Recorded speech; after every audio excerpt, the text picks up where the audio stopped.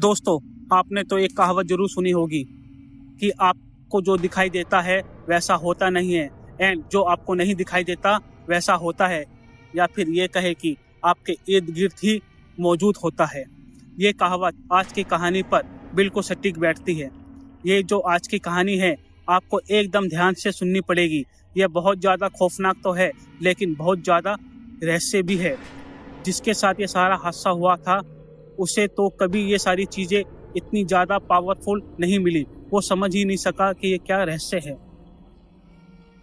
जिनके साथ ये पूरा हादसा हुआ था वो आज तक इस रहस्य को सॉल्व नहीं कर पाए। लेकिन ये कहानी मुझे पूरी तरीके से पता है और मैं आपको ज़रूर सुनाऊंगा। हो सकता है कि आप इसे सुलझा सको, इसको सॉल्व कर सको, लेकिन उसके लिए कहानी को आपको पूरा एंड तक देखना पड़ेगा। जो आज की कहानी मैं आपको सुनाने वाला हूँ ये हमारे देश के उस कोने की है जिसे हम जन्नत कहते हैं। जी हाँ, आपने सही सुना, जन्नत। ये कहानी कश्मीर की होने वाली है। हमारे देश में हर एक इंसान ने कभी ना कभी एक चीज़ तो जरूर सोची होगी या फिर सुनी होगी या फिर किसी से पूछी होगी कि जिस जगह को हम जन्नत कहते हैं वहाँ पर जहन्नुम जैसे हालात क्यों है, वहाँ इतनी लड़ाई झगड़े क्यों होते हैं, खून खराबा क्यों होता है। वह सारी कहानियां तो आपने सुनी होगी, लेकिन आज जो कश्मीर की कहानी मैं आपको सुनाने वाला हूँ वो खौफनाक से भी परे है, सबसे ज़्यादा खतरनाक है। सबसे खौफनाक ये एक शख्स के बारे में होने वाली है जो कश्मीर में कई सालों के बाद आया था। इसका नाम इरफान था। इस इंसान के साथ एक बार कोई घटना नहीं घटी बल्कि हर बार घटी है, एंड उसके साथ आपको भी खौफ का अंदाजा हो गया होगा। एक बार नहीं, कई बार। साल 2010 जब इरफान नाम का शख्स जो कि 40 साल का था वो न्यूयॉर्क से इंडिया की तरफ आ रहा था अपने माता पिता से मिलने के लिए। वो बहुत सालों के बाद इंडिया वापस आ रहा था। अपने माँ बाप से तो बहुत ज़्यादा एक्साइटेड था मिलने के लिए, क्योंकि कई सालों पहले इरफान जो आउट ऑफ इंडिया चला गया था क्योंकि उसके मॉम और डैड की फाइनेंशियल कंडीशन अच्छी नहीं थी। फाइनेंशियल हालात ख़राब होने की वजह से उसे आउट ऑफ इंडिया जाना पड़ा, एंड उसने न्यूयॉर्क में जाकर अपनी सारी पढ़ाई पूरी कर ली। वो हर बार आने की कोशिश करता था इंडिया में, लेकिन वो कभी नहीं आ पाता था। उसके माँ बाप से भी उसकी इतनी ज़्यादा फ़ोन पर बातचीत नहीं हो पाती थी। लेकिन एक बार जब उसको कॉल आया तो उसके पिता की तबीयत बहुत ज़्यादा ख़राब थी। फिर इरफान ने सोचा कि मुझे ज़्यादा वक्त नहीं गंवाना चाहिए, क्या पता कुछ भी हो सकता है। फिर इरफान ने बिना टाइम वेस्ट किए इंडिया की एक टिकट बुक कर ली। वो इंडिया में पहुंच गया, न्यू दिल्ली एयरपोर्ट, एंड वहां से बिना वक्त गवाए उसने एक और गाड़ी बुक कर ली जो सीधा उसको कश्मीर की तरफ जा रही थी। अब फाइनली इरफान कश्मीर में पहुंच चुका था। उसने देखा कि अब कश्मीर पिछले 20 साल में बहुत ज़्यादा बदल गया है, क्योंकि 20 साल पहले वो अमेरिका गया था, एंड 20 सालों के बाद बहुत सारी चीज़ें बदल चुकी थी। ये सारी चीज़ें वो सोच ही रहा था कि क्या 20 साल पहले जो उसने घर छोड़ दिया था वो आज भी सेम टू सेम है। क्या मेरे दोस्त है वो आज भी मुझे वहीं पर मिलेंगे जहाँ हम मिला करते थे, जहाँ हम लोग खेला करते थे। क्योंकि उसने अपने सारे दोस्तों को बता रखा था कि मैं कश्मीर आ रहा हूँ। उसके पास वक्त बहुत कम था और बस कुछ दिनों के लिए ही कश्मीर आया था, फिर उसको वापस न्यूयॉर्क भी जाना था। अब इरफान की गाड़ी फाइनली इरफान के घर की तरफ मुड़ चुकी थी और इरफान जाते जाते ये सारी चीज़ें देखे जा रहा था कि उसका जो मोहल्ला उसने 20 साल पहले छोड़ा था वो अभी भी वैसा का वैसा ही है। वहाँ की सारी दुकानें वैसी की वैसी ही है, गली भी वैसी की वैसी है। जिस दुकान से वो बचपन में बिस्कुट वगैरह, चॉकलेट वगैरह लिया करता था वो आज भी वैसे का वैसा ही है 20 सालों के बाद भी। आज के समय में उस दुकानदार को उसका बेटा चला रहा है। वो ये सब कुछ देख के बहुत ज़्यादा खुश हुआ। अभी उसका एक्साइटमेंट और भी बढ़ गया था क्योंकि अब वो फाइनली उसकी गाड़ी उसके घर के सामने आकर रुक गई थी। अपने घर के पास गया और उसने नॉक किया, लेकिन किसी ने भी दरवाज़ा नहीं खोला। उसने और ज़्यादा नॉक किया, किसी ने भी दरवाज़ा फिर से नहीं खोला। बहुत ज़्यादा भीड़ आने लगी थी। इरफान के आसपास, क्योंकि वह 20 साल के बाद अपने माता पिता से मिलने आया था। 20 साल पहले अपने माँ बाप से झगड़ा कर इंडिया को छोड़कर चला गया था अमेरिका। लोग उसको घूर घूर कर देख रहे थे। इरफान भी बहुत ज़्यादा अनकंफर्टेबल फील करने लगा था। उसने बोला, ये क्या है यार, घर पे अभी कोई भी नहीं है। मैं एक काम करता हूँ, शाम में को वापस आ जाऊँगा। एंड वहाँ फिर अपने घर से वापस जाने के लिए जैसे ही वो मुड़ा, वैसे ही पीछे से दरवाज़ा खुलने की आवाज़ आई। उसे लगा कि शायद वो हवा से खुल गया होगा, इसके लिए वो अपने आप खुल गया होगा। उसने अपने सारे बैग लिए एंड वहाँ घर के अंदर चला गया। फिर वो जैसे ही अंदर गया, अपना सामान लेकर अपना सामान नीचे फेंका और उसने अपनी माँ को आवाज़ लगाई। 2-3 बार आवाज़ लगाई, लेकिन इस बार एक आवाज़ दूसरी तरफ से इरफान की तरफ आई और ये आवाज़ किसी और की नहीं बल्कि उसकी माँ की ही थी। ये आवाज़ आ रही थी बिल्डिंग के फर्स्ट फ्लोर से। इरफान भागता हुआ फर्स्ट फ्लोर पर गया एंड उसने देखा कि उसकी माँ उसके पिताजी के बाजू में बैठी हुई थी एंड उन दोनों की हालत बहुत ज़्यादा ख़राब थी। दोनों बहुत ज़्यादा बीमार थे, लेकिन इतनी ज़्यादा बीमार होने के बावजूद उस इरफान की माँ ने इरफान को गले लगाया। उन दोनों की हालत देखकर इरफान भी बहुत ज़्यादा इमोशनल हो गया था। ये सब कुछ क्या हो गया, इन दोनों को शायद उसे रिग्रेट भी महसूस हो रहा था, लेकिन रियल में थोड़ा सा खुश भी था कि अभी फाइनली वो भले ही कुछ समय के लिए अपने माँ बाप के साथ रह सकता है। लेकिन इरफान ये जानता था कि उसकी पहली रात उसी घर में बहुत ज़्यादा खौफनाक हो सकती है। ये इरफान अंदाज़ा भी नहीं लगा सकता था कि उस रात उसके साथ क्या क्या हो सकता है। उसकी पहली रात थी उस घर में एंड वो अपने घर पर पानी भरने के लिए बस नीचे उतरा ही था। उस समय उसने देखा कि उसके राइट साइड से यानी कि खिड़की की तरफ से कुछ आवाज़ें आ रही थी। बाहर हवा तो चल नहीं रही थी, फिर ये आवाज़ कहाँ से आ रही है, लेकिन वहाँ से आवाज़ आ रही थी और दूसरी खिड़की की तरफ निकल रही थी। उसने दूसरी खिड़की की आवाज़ सुनी और फिर थोड़ा सा ध्यान से देखा खिड़की की तरफ, तो खिड़की पर हाथ के निशान भी थे, बहुत सारे हाथ के निशान थे। उसने और थोड़ा ध्यान से देखा तो इतने सारे खिड़कियों पर इतने सारे निशान, जैसे कि कोई तो इंसान है, कोई तो शख्स है जो कि बाहर इतने रात के अंधेरे में खड़ा है। ऐसा लग रहा था यानी कि मानो कोई भूत प्रेत हो जिसके हाथ के निशान हो और अंदर झांकने की कोशिश कर रहा हो बाहर से, ऐसा कोई इंसान। ये सब कुछ देखकर इरफान बहुत ज़्यादा घबरा गया। उसके हाथ से उसके पानी की बोतल नीचे गिरी एंड इरफान फर्स्ट फ्लोर पर भाग निकला अपने माता पिता के पास। जैसे ही अगली सुबह हुई, इरफान अपने कमरे से निकलकर अपने माता पिता के कमरे की तरफ गया और उसने अपनी माँ को ये सारी बात बताई कि माँ, आधी रात को जब मैं नीचे पानी की बोतल में पानी भरने के लिए गया था, उस समय मैंने देखा कि हमारी खिड़की पर बहुत सारे हाथों के निशान थे एंड मुझे भी महसूस हुआ कि कोई तो इंसान है जो बाहर इतनी रात के अंधेरे में हमारे घर की तरफ झांक रहा है। मुझे बहुत ज़्यादा डर लग रहा था और मैं घबरा भी गया था। उस वक्त फिर इरफान की माँ ने यूं ही बात कही कि हमारे घर के पड़ोस में रहता है एक आदमी जिसकी शादी हो जाने के बाद उसकी बीवी का इंतकाल हो गया था। मतलब कि उसकी बीवी शादी के बाद मर गई थी। बस इसी सदमे से उसकी मानसिक संतुलन कुछ बिगड़ गया है। वह हमारे आसपास ही घूमता रहता है, चाहे दिन हो या फिर रात हो। ये बात सुनने के बाद इरफान बहुत ज़्यादा काम डाउन हो गया था कि ये कोई भूत प्रेत वाली बात नहीं है, ये एक इंसान है। उसे बहुत ज़्यादा रिलीफ मिला। इनफैक्ट अगली रात में तो उसने उसके घर के बाहर जाकर उसको ढूंढने की कोशिश भी करी एंड उसी दिन इरफान को उसके एक दोस्त ने पार्टी में इनवाइट किया, क्योंकि इरफान इतने सालों के बाद कश्मीर आया था। उसको अपने दोस्तों का कोई भी मौका नहीं मिला अभी तक मिलने के लिए। अब तक तो फाइनली उसे लगा कि इस पार्टी में जब मैं जाऊंगा तो मेरे सारे दोस्त वहाँ पर होंगे, मैं वहाँ पर जाऊंगा एंड ये पार्टी भी अटेंड करूंगा। पार्टी का इनविटेशन कुछ शाम के बाद का था, जब जब ये बात इरफान ने अपने माता पिता को बताई तो इरफान के पिता ने इरफान से कहा कि एक बात कान खोलकर सुन ले, तू जहाँ भी जा रहा है जा, कहीं भी पार्टी करनी है कर, लेकिन कुछ भी हो जाए रात के 12 बजे से पहले घर पर आ जाना, वरना बहुत कुछ गलत हो सकता है।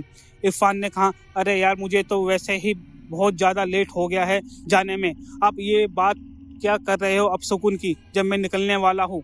फिर इरफान ने बोला, मैं ध्यान रखूँगा और टाइम से घर में आ जाऊँगा। एंड वो घर से बाहर निकल गया ये बोलकर। फिर इरफान जैसे इस पार्टी में गया वहाँ अपने सारे दोस्तों से मिला। सारे दोस्तों से मिलने के बाद उन सब ने जमकर पार्टी शुरू कर दी और बहुत इंजॉय भी किया, लेकिन अभी भी पार्टी ख़त्म नहीं हुई थी। एंड इरफान ने अपनी घड़ी की तरफ देखा तो देखा रात के 12 बज चुके थे, लेकिन अभी तक वो पार्टी ख़त्म नहीं हुई थी, रात के 12 बजे भी, और वहाँ से कोई निकला भी नहीं था। इरफान ने सोचा, अगर मैं यहाँ से निकलता हूँ तो शायद इन लोगों को थोड़ा सा बुरा लग सकता है, तो मैं यहीं पर रुकता हूँ। फिर इरफान का एक दोस्त उसके सामने से, जिसका नाम दानिश था, उसके पास आया। उसके सारे दोस्तों को थोड़ा सा अजीब लग रहा था, लेकिन दानिश उसके पास आया और बोला कि भाई, शायद तुम्हें यहाँ पर रुकना नहीं चाहिए, आधी रात तक तुझे घर चले जाना चाहिए। फिर इरफान को थोड़ा सा अजीब लगा, उसने बोला कि ऐसा क्यों बोल रहे हो। फिर दानिश ने इरफान को एक कहानी सुनाई। दानिश ने कहा कि इरफान, तू जिस रास्ते से आया है ना, वो मेरे घर की तरफ, उसके बीच में एक रास्ता आता है, एक ब्रिज आता है जिसका नाम गोडेल ब्रिज है। तू जब यहाँ से निकलेगा तो तुझे उसी ब्रिज से होकर जाना पड़ेगा घर।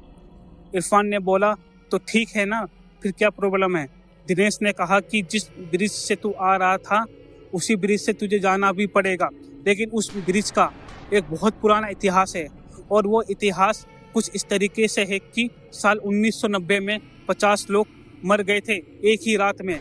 और ये भी बताया था कि आज भी जब भी आधी रात को उस ब्रिज से कोई भी इंसान गुजरता है तो उसे अजीब गरीब आवाज़ें सुनाई देती है, भूत प्रेत दिखाई देते हैं, वो ब्रिज हॉन्टेड है। ये सारी बातें सुनकर इरफान एकदम जोर से हंस पड़ा और उसने कहा, अरे भाई, तू ये कहानी मुझे क्यों सुना रहा है, मैं तो इतने सालों के बाद आया हूँ और तूने मेरा ऐसा स्वागत किया है। उसको बहुत हंसी आ रही थी इरफान को। फिर दानिश ने काफ़ी सीरियस होके कहा, ये कोई कहानी नहीं, ये सच्चाई है मेरे दोस्त, यहाँ कहानी घटित हुई है, कई लोगों के साथ ऐसा हादसा हुआ है, ये सारी चीज़ें।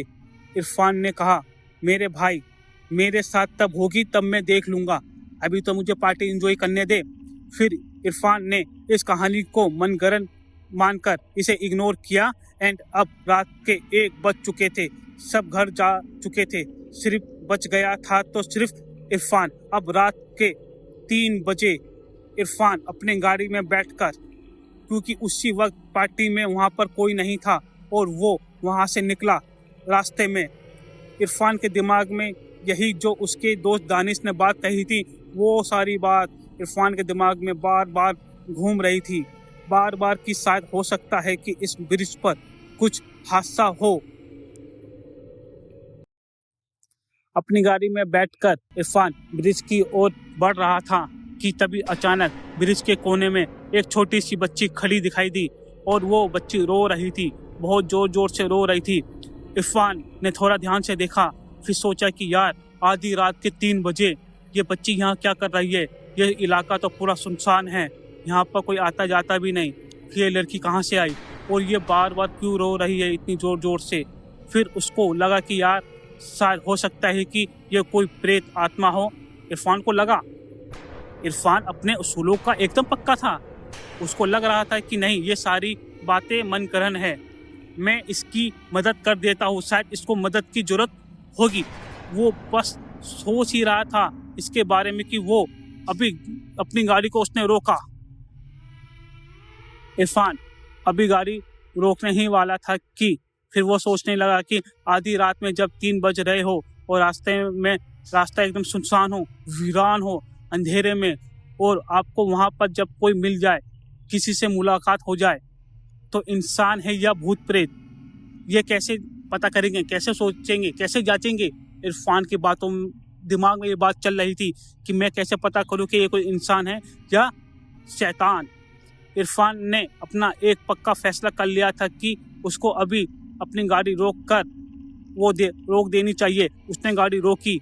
जैसे ही उसने गाड़ी रोकी तो बच्ची की आवाज़ आ रही थी रोने की। अचानक गाड़ी रुकते ही बच्ची की आवाज़ बंद हो गई एंड उसे महसूस हो रहा था कि कोई तो अभी उसकी गाड़ी की तरफ आ रहा है। कदमों की आवाज़ आ रही थी। उसने अपने गाड़ी की विंडो की तरफ देखा तो उसे एक चीज़ महसूस हो रही थी, कोई तो उसके शीशे की तरफ बढ़ रहा था। उसने जैसे ही विंडो को नीचे किया, उसकी आंखों के सामने एक छोटी सी बच्ची खड़ी थी। फिर इरफान गाड़ी से बाहर उतरा एंड उसने उस लड़की के पास जाकर पूछा कि आप क्यों रो रहे हो बच्चे? जब से ये उस बच्ची ने कहा कि मेरे मॉम एंड डैड मुझे नहीं मिल रहे हैं, माता पिता नहीं मिल रहे हैं, मैं बहुत समय से उन्हें ढूंढ रही हूँ, लेकिन मुझे अभी तक वो अपने मम्मी पापा नहीं मिले, लेकिन उसकी आवाज़ मुझे ज़रूर आती रहती है, वो मुझे आवाज़ ज़रूर लगाते रहते हैं। फिर इरफान ने कहा कि आवाज़ कहाँ से आती है, मुझको वहाँ पर ले चलो और मुझे बताओ। इरफान ने उस लड़की से पूछा कि मुझे अपने माता पिता के पास ले चलो।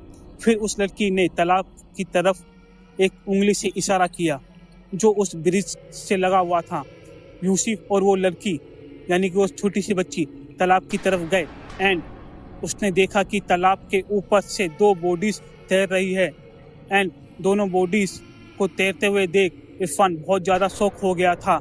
उसकी आंखें फटी की फटी रह गई थी एंड वो जल्द से जल्द अपने सारे कपड़े उतार के उस तालाब के अंदर कूदने जा रहा था कि तभी उस लड़की ने इरफान का हाथ पकड़ लिया एंड उसने बोला कि इन दोनों को आप बचा तो लोगे, लेकिन बाकियों का क्या? फिर इरफान ने बोला आपका मतलब?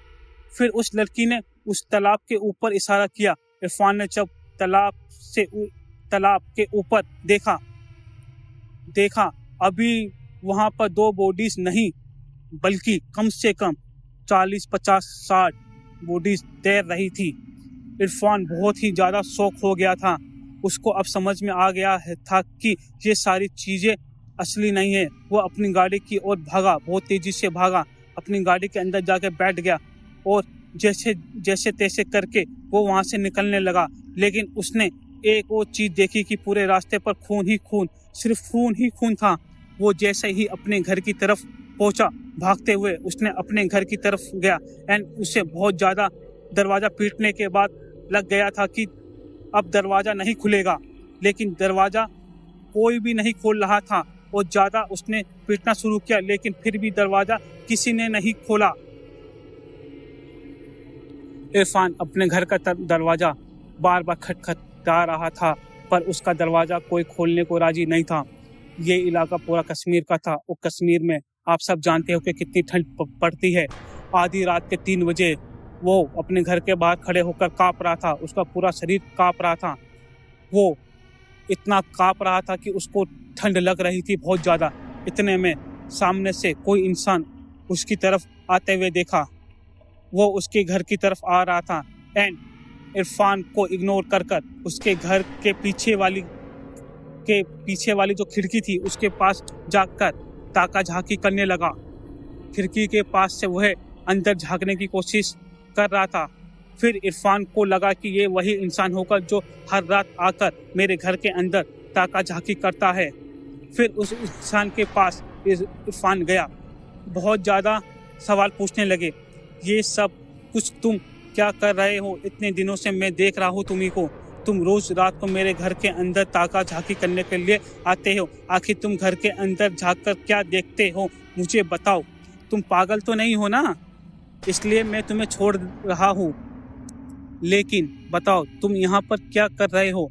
फिर जो वो इंसान था उसने इरफान को बहुत गौर से घूरा, देखता रहा, बहुत देर तक देखता रहा, बहुत घूर रहा था। फिर इरफान ने बोला, ऐसे क्या घूर के देख रहे हो यार मुझे? ये मेरे माँ बाप का ही घर है, आप यहाँ पर ऐसे ताका झांकी नहीं किया करो। फिर उस इंसान ने बोला, कौन से माँ बाप, किसकी बात कर रहे हो तुम आप? फिर ये सब कुछ सुनने के बाद इरफान ने कुछ देर तक कुछ भी नहीं बोला। उसको समझ में नहीं आ रहा था कि ये आदमी पागल है क्या, ये क्या बोल रहा है।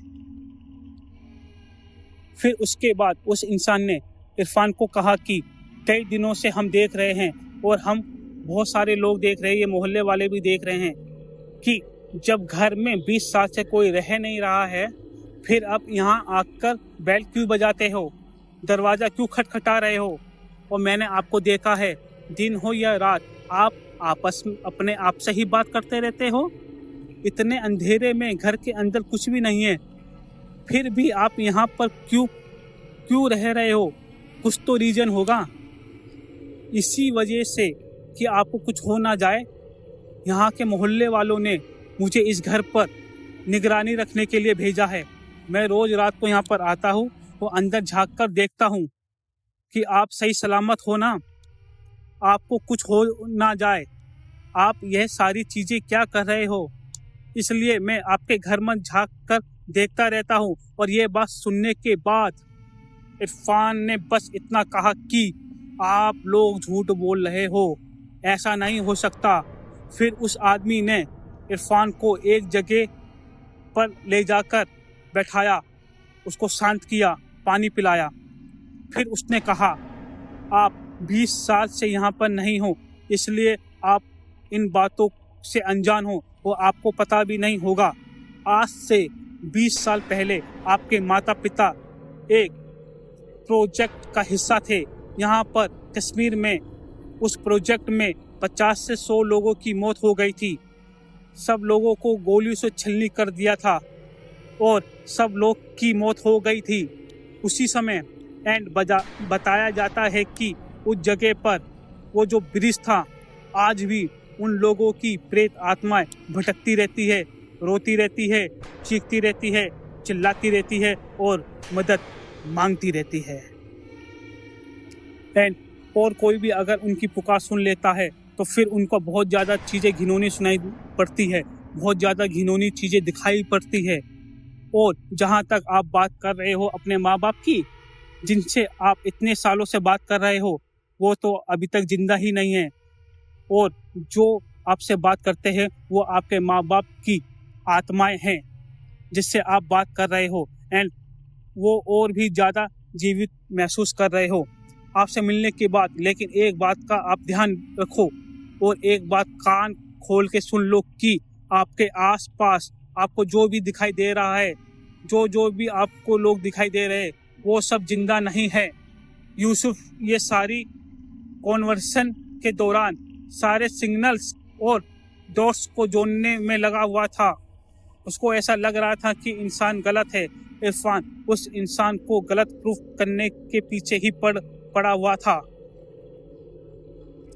लेकिन ऐसा कुछ हो ही नहीं रहा था क्योंकि ये सारी बातें सच थी। जो भी उस इंसान ने बात कही थी, हर एक बात एकदम सच थी। इरफान ये सारी बातों को एक बुरा सपना समझकर भूलना चाहता था, लेकिन उसके माँ बाप को खो देने का दुख वो बिल्कुल भी सहन नहीं कर पा रहा था।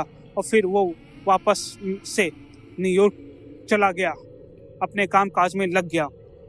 कश्मीर का वो ब्रिज आज भी उतना ज़्यादा खौफनाक है। ये कहानी साल 2010 की है, लेकिन आज साल 2024 में वो ब्रिज उतना ही ज़्यादा खौफनाक है। आधी रात में पर वहाँ पर कोई भी नहीं भटकता। ये बात कही जाती है अगर वहाँ पर किसी भी इंसान की मौत हुई हो तो उसकी इच्छा अधूरी रह जाती है, तो वो कभी भी उस इलाके को छोड़कर नहीं जाती। आपसे भी मेरा इस निवेदन है कि आप कश्मीर के उस ब्रिज पर ना जाए। Tata, bye bye, sayonara. मिलते हैं अगले एपिसोड में इससे ज़्यादा खौफनाक कहानियों के साथ।